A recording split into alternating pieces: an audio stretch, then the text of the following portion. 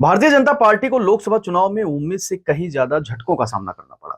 झटकों से उभरने की कोशिश में जुटी बीजेपी एक ओर जहां स्थानीय नेताओं से फीडबैक ले रही है, तो दूसरी ओर सूबे में डर की सियासी जमीन पर फिर से कब्जा जमाने की योजना पर लगातार काम कर रही है। उत्तर प्रदेश की सियासत में 2014 से 2024 तक आते आते काफी कुछ बदल चुका है। भारतीय जनता पार्टी ने 10 साल पहले जिस सोशल इंजीनियरिंग के जरिए यूपी में सियासी जड़ें मजबूत करने का दावा किया था, उसे समाजवाद पार्टी प्रमुख अखिलेश यादव ने पीडीए यानी कि पिछड़ा दलित अल्पसंख्यक फार्मूले के जरिए सेंधमारी करने में कामयाबी हासिल कर ली है।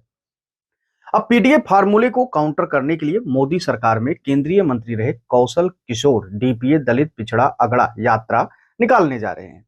इसे बीजेपी का बैकडोर प्लान कहा जा रहा है। पिछले महीने खत्म हुए लोकसभा चुनाव में ओबीसी और दलित वोट बैंक के खिसकने की कसक ने बीजेपी को भीतर ही भीतर तक हिलाकर रख दिया है, क्योंकि पार्टी 62 से घटकर 33 सीट पर सिमट गई है।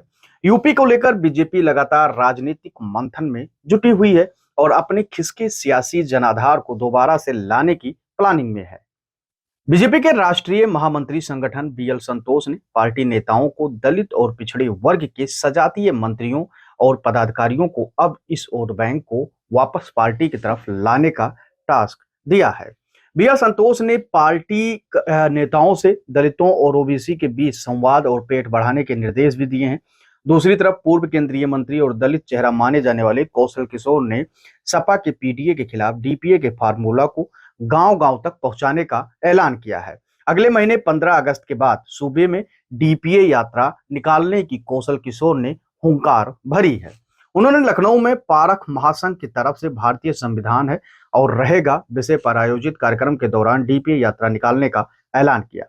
इस दौरान उन्होंने कहा कि एससी एसटी और हर वर्ग के पिछड़े समाज को सशक्त करने का कार्य तेजी से करना है। इसके लिए सरकार के साथ जनता को जागरूक होना बहुत जरूरी है।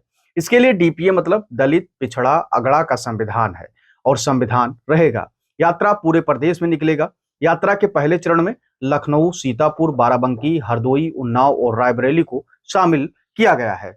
यात्रा में लोगों के साथ संवाद और सभाओं का आयोजन कर विपक्ष द्वारा फैलाए गए भ्रम को दूर किया जाएगा, ऐसा कौशल किशोर का कहना है। अब देखने वाली बात यह होगी कि अखिलेश यादव की पीडीए को ये डीपीए कितना टक्कर दे पाता है, कितना दलितों, पिछड़ों और शोषित वंचितों का विश्वास जीत पाता है। वैसे आपको क्या लगता है कि भारतीय जनता पार्टी की तरफ से ये जो डीपीए यात्रा है वो कितना सफल होगा? कैसे लगी आपको ये खबर? आप अपनी राय हमें कमेंट सेक्शन में दे सकते हैं। धन्यवाद।